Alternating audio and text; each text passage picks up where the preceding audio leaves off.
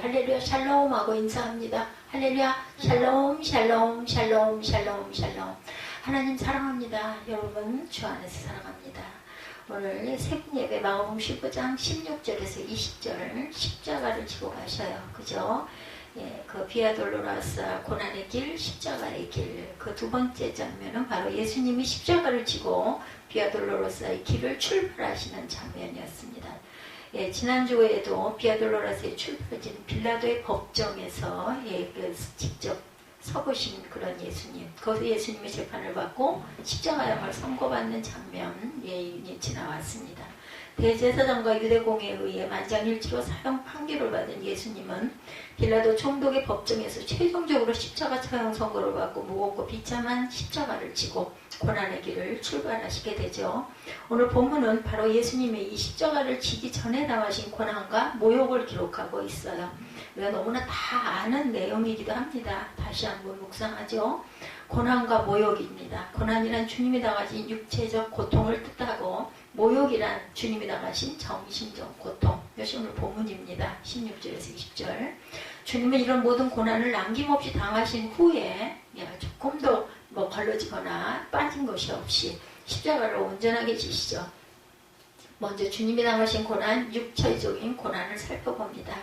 예, 본문 바로 앞에 빌라도 총독은 비겁하게도 예수님에게 사형 선고를 내리죠.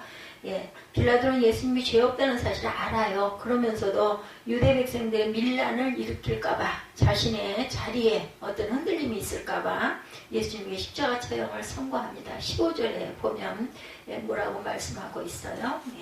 15절 보죠. 빌라도가 무리에게 만족을 주고자 하여 바라바는 도와주고 예수는 채찍질하고 십자가에 못 박히게 넘겨주니라. 이렇게 증거하고 있어요. 빌라도는 무리에게 만족을 주기 위해서 진짜 살인죄인은 바라바는 도와주죠. 죄 없는 예수님을 채찍질하고 십자가에 못 박도록 넘겨주는 죄를 저지릅니다. 왜? 모든 그 군중들이 그렇게 하라고.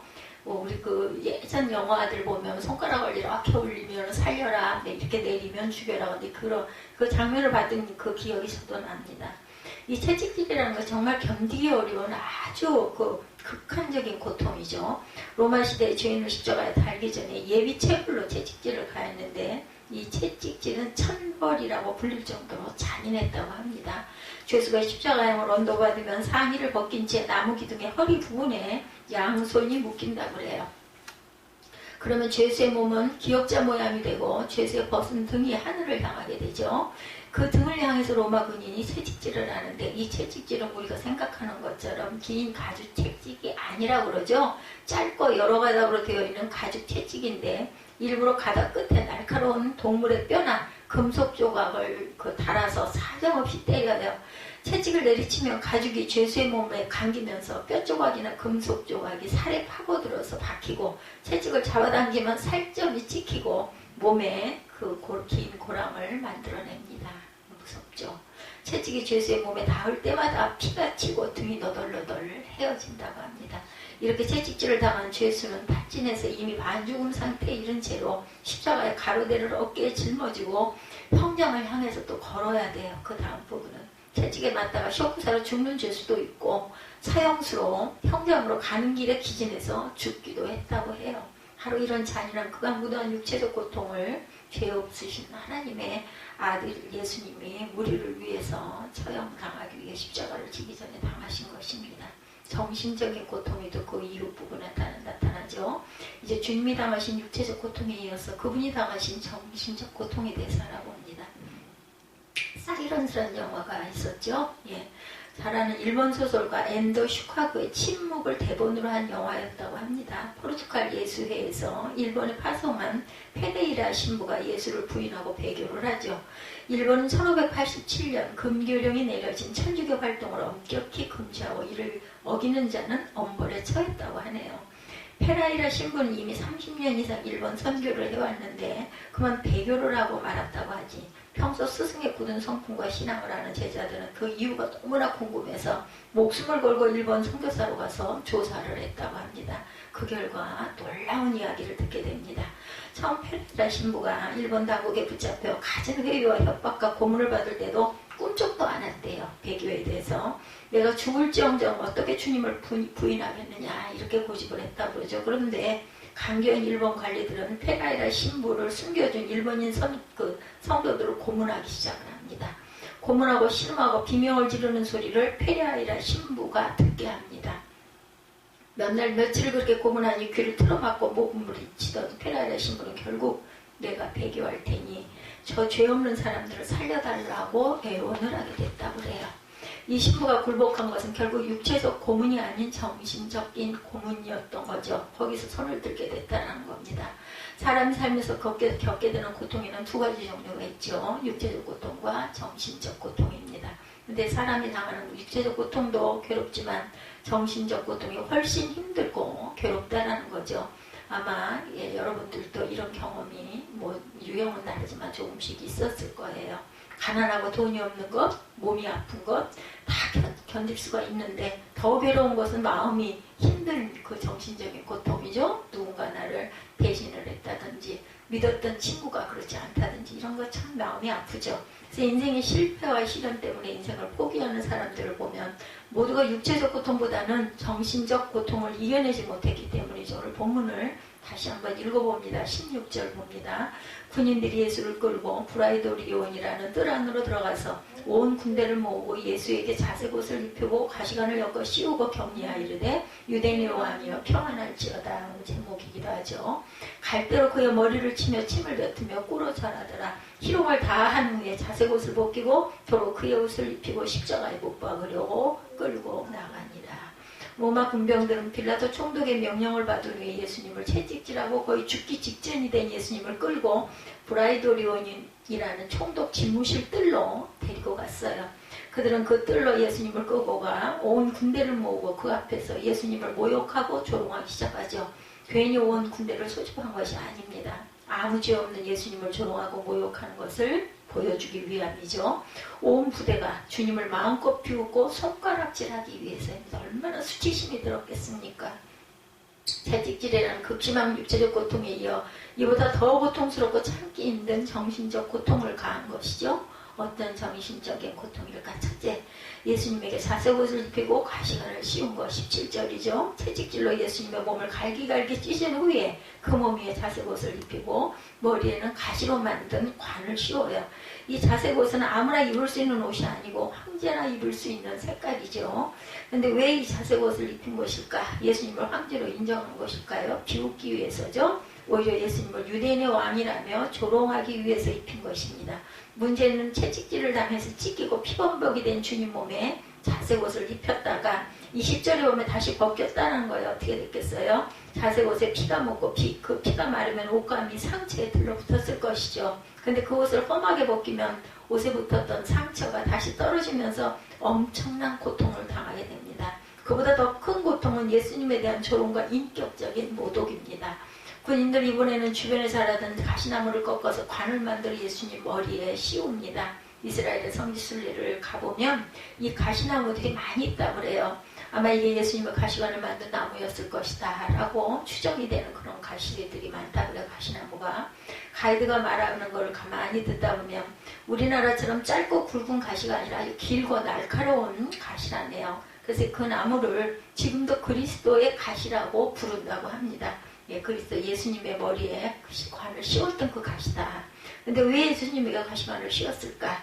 당시 로마 황제는 머리에 멸관을 썼겠죠. 예수님이 황제의 관처럼 가시관을 씌워서 조롱하려고 한 것이죠. 자색 옷을 입힌 것처럼 이 가시로 만든 관을 씌우면서 내가 유대인의 왕이냐 하고 희롱을 했다는 거죠. 근데 이 가시관을 씌워진 예수님의 머리는 어떻게 되었겠어요? 날카로운 가시에 찔리고 찢겨서 머리에서 피가 쉴 새 없이 흘러내렸을 것입니다. 우리 가끔 보면 성화나 이런 데 보면은 왜 이 가시관 쓴 밑으로 피가 줄줄 흐르는 그런 모습 아마 보셨을 게 기억나실 겁니다. 그 길고 날카로운 가시에 찔리고 찢긴 주님은 얼마나 아팠겠어요. 우리 몸을 입고 오셨기 때문에 통증이 있으셨겠죠. 이렇게 조롱과 모욕을 받은 것이 더 아프고 아마 힘드셨을 것입니다. 둘째로 예수님에게 격려하면서 유대인의 왕이여 평안할지어다 이렇게 조롱을 합니다. 근데 사실은 유대인의 왕이 맞으시죠. 18절이죠. 부하가 상관이나 왕에게 경례를 붙이듯 조롱하면서 그렇게 하는 거죠. 문제는 이것이 진정한 경례나 경배가 아니죠. 당연히. 그 말 속에 내가 유대인의 왕이냐? 웃기고 있네. 조롱하는 거죠. 셋째로 갈대로 예수님의 머리를 치며 침을 뱉고 꿇고 절합니다. 19절이죠.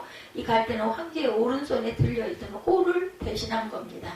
홀은 왕이 들는 지휘권 같은 것인데 왕의 통치권을 상징하죠. 로마 군인들은 말하자면 예수님에게 왕의 분장을 시키면서 자색 옷을 입히고 머리에 과시로 관을 씌우고 손에는 홀 대신 갈대를 쥐어준 것이죠. 그야말로 광대 분장이 아닐 수가 없습니다.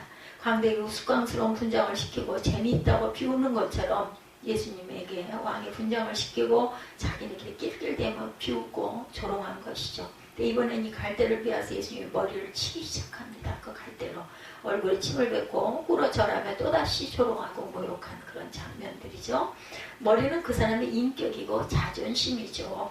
지금 그런 그 선생님들이 없지만 예전에 보면 요즘에도 가끔 그 옛날 그 부분 드라마들이나 이런 거 저도 슬쩍슬쩍 보다 보면은 출석부로 머리를 때린 일들이 굉장히 많았어요. 그리고 그저 매점에 선생님들이 가지고 계신 회초리로 머리 이게 두드리는 거는 뭐 보통이고요. 남학생뿐만이 아니라 여학생들도 이런 경험들 아마 하신 분들이 많으실 거예요. 그 50년대, 60년대 태어났던 그런 분들은 지금은 뭐 전혀 그런 게 없지만 중고등학교 때 많이도 봤고 저도 머리를 맞은 출석부로 머리를 맞은 경험이 있었던 것 같기도 합니다. 그 같이는 막 단체로 한 번씩 때리고 지나다니시고 할 때는 오히려 괜찮죠. 함께 있을 때는 이제 앞으로 불려 나와가지고 그 여학생들 단발머리죠. 그걸로 그렇게 여러 대씩 맞았던 그런 그 버트를 본 기억도 납니다. 얻어맞은 머리는 별로 안 아픈데 마음이 아프죠. 그런 경우에 우리도 수치심을 느끼고 반 친구들 앞에서 출석부로부터 머리를 얻어맞을 때 얼마나 부끄러워 자존이 상하고 수치스러운지 모르죠. 애들이 아무리 잘못해도 머리는 때리면 안 돼. 그리고 참 그게 의학적으로도 아주 안 좋다고 그러죠. 머리를 그렇게 강타하는 거. 전 가끔 수영을 할 때 거꾸로 가다 보니까요. 미리 멈춰줘야 하는 자리에서 딴 생각을 하곤 하다가 깜빡할 경우 있어요. 그럼 부딪히죠. 머리가 거기 콘크리트에 탁 닿으면 얼마나 아픈지 몰라요. 근데 그것보다는 이거 큰일 나겠다. 조심해야 되는데 그다음부터 또 정신을 차려서 팔을 길게 뻗어가지고 닿는 게 있는 지점을 알아요. 대개는 아는데 뭔가에 빠져서 가다가 보면 깜빡할 때가 있죠. 그럴 때는 거꾸로 제가 돌 때 거꾸로 뒤집어져서 이렇게 돌면 괜찮은데 어느 순간인가부터 그냥 그렇게 끝까지 갑니다. 가가지고 그냥 그렇게 치고 거꾸로 뒤집어져서 다시 뒤로 이제 돌아가는 이렇게 반복을 하다 보니까 가끔 머리를 강하게 얻어 맞을 때가 있어요. 띵하죠. 조심해야 합니다. 이 이유 때문에 로마 군병들이 갈대를 가지고 예수님의 머리를 때린 거죠. 수치심을 끝까지 불어일으키게 하려고 예수님의 인격을 철저하게 모욕하기 위해서 게다가 예수님 얼굴에 침을 뱉고 그 앞에 절하고 정말 예수님이 아주 할 수 없는 최악의 조롱을 하죠. 그 인격과 자존심을 바닥까지 끌어내려서 질근질근 짓밟은 것입니다. 이렇게 안 그래도 채찍으로 만신창이 된 예수님을 차라리 육신적으로 이만큼 고통을 받으셨기 때문에 그나마 좀 그게 더 둔해지지는 않았을까 이런 마음도 듭니다. 또다시 고통스럽게 하는 그들은 마지막으로 예수님을 십자가에 못 박으려고 끌고 나가죠. 20절이죠. 조롱을 다한 후 자색 옷을 입히고 도로 그의 옷을 입히고 십자가에 못 박으려고 끌고 나가니라. 희롱할 만큼 희롱하고 모욕할 만큼 모욕한 후에 예수님을 십자가에 못 박기 위해 십자가를 지어 끌고 나간다는 것이죠. 그래서 그런 이야기가 있어요. 천사가 따로 있고 악마가 따로 있는 게 아니라 제가 그런 구절을 보고 어느 면으로는 저도 깜짝 놀라면서 깨달았습니다. 이 세상에 악한 자, 악마가 따로 있는 게 아니라 우리 세상에 있는 모든 자들이 그럴 수 있다. 악한 자들. 또한 어떤 면으로는 천사가 따로 있는 게 아니라 사람이 그런 부분에 천사일 수도 있다라는 생각. 그러니까 어떻게 살아가느냐, 천사 쪽에 가담해서 살 것이냐, 악한 그 사람이 극악을 부리기 시작하면 한없이 악해지죠. 어떤 살인자들 보면 막 그래서 나중에 아주 상관 안 하고 수십 명씩도 어차피나 죽을 건데 악이 발동을 하는 거죠. 가인과 그 아벨의 재단에 가인이 그렇게 악한 짓을 했다라는 그 내용도 그냥 악한 쪽에 속해 있다는 것을 하나님은 이미 그 심성을 아신 것이고, 그러기 전에도, 살인하기 전에도, 그래서 그 가인의 제단을 받지 아니하셨다. 저는 이런 해석이 누가 들려준 것도 아니고 제 마음에 설교를 통해서 말씀을 읽을 때 이런 마음이 들었었어요. 근데 맞더라고요. 증거해 놓으신 것들을 이렇게 제가 쭉 제가 뭐라고 그죠? 제 주장만 무조건 할 수는 없어서 그런 부분들을 제가 한번 좀 찾아봤더니 하나님이 주신 마음이 맞구나 하는 생각이 들었습니다. 동행입니다. 왜 이런 일이 일어나야 했을까? 왜 생각조차 하기 싫은 끔찍한 이런 일이 몸서리 쳐진 이런 모욕과 조롱을 우리 주님이 받으셔야 했을까? 그런데요, 이 조롱을 세상 사람이 감당할 수 없는 이 조롱을 죄 없으신 분이 그 과정을 거쳤기 때문에 많은 공의를 통해서 예수님은 신성을 입으신 하나님의 아들이라는 것이 증거가 된 것입니다. 이런 게 없이 그냥 그렇게 해서 그냥 간단하게 돌아가시게 해가지고 무덤에 묻었는데 없어졌다. 이러면 아마 예수님의 신성이 증거가 되지 않지 않았을까. 저는 이런 마음도 들더라고요. 사람이 받을 수 없는 기가 막힌 그 모든 모욕을, 그 고난을 다 받으셨기 때문에 예수님은 하나님의 아들이시고 하늘에 부활하셨다는 것이 증거가 되지 않았을까. 그 모든 것들. 우리 법에 재판을 받으러 가면은 많은 자료를 다 모아가지고 그것을 증명을 하지 않습니까? 오죽이나 많았겠습니까? 그 많은 차례에 그런 그 회의들을 거쳤으니까. 모욕과 조롱을 우리 주님이 받으신 그 이유는 아무 죄도 흠도 없으신 하나님의 아들이라는 거죠. 왜 등에는 채찍을 당하고 끔찍한 육체적 고통뿐만 아니라 그 육체적 고통보다 더 크고 끔찍한 정신적 고통을 아주 사람으로서는 견디기 힘든 그런 모욕과 조롱을 주님이 당하셔야 했을까? 예수 나를 위하여 십자가를 질 때 세상죄를 지시고 고통당하셨네. 찬송가 144편 4장 1절이죠. 이 찬송가에 답이 나오죠. 누구의 죄 때문에? 나를 위하여. 그렇죠? 예수 나를 위하여. 나의 죄 때문이에요. 죽을 수밖에 없는 내 죄를 대신 감당하신 것이죠. 그렇다면 예수님 당신이 그 끔찍한 채찍질, 누가 원래 맞아야 할 채찍이에요? 내가 맞아야 할 채찍입니다. 예수님이 당하신 엄청난 조롱과 어떤 육체적 고통보다 견디기 힘든 모욕과 정신적인 고통, 원래 내가 조롱과 모욕을 받고 감당해야 할 것을 예수님이 대신, 인류를 대신해서 받으셨다는 거죠. 바로 내가 당할 채찍질, 내 살이 너덜너덜 찢겨나가야 했을 그 마땅한 죄인 중에 괴수인 내가 받을 것들을 예수님이 감당을 하신 것입니다. 죄 없으신 예수님은 십자가에 달리고 오히려 진짜 죄인, 살인 강도 바라바는 노임을 받죠. 그것도 또한 감당을 주님이 대신하신 것이죠. 진짜 채찍질 당하고 십자가에 못 박혀 죽어야 할 죄인은 바라바인데 자기 대신 아무 죄 없는 예수님이 채찍질 당하고 십자가에 달려 돌아가신 거죠. 이 바라바가 누구일까요? 바로 저와 여러분들이 아닐까 싶습니다. 나의 모습입니다. 나야말로 채찍질 당하고 십자가에 달려 죽어야 할 죄인 중에 괴수 있죠. 아무 죄도 허물도 없는 주님 우리 죄를 위해 기꺼이 채찍질을 당하여 등이 찢기고 우리 위해 십자가에 달려 모든 고통을 남김없이 당하고 돌아가신 것입니다. 근데 이제 우리는 다시 바라바가 되어야 되죠.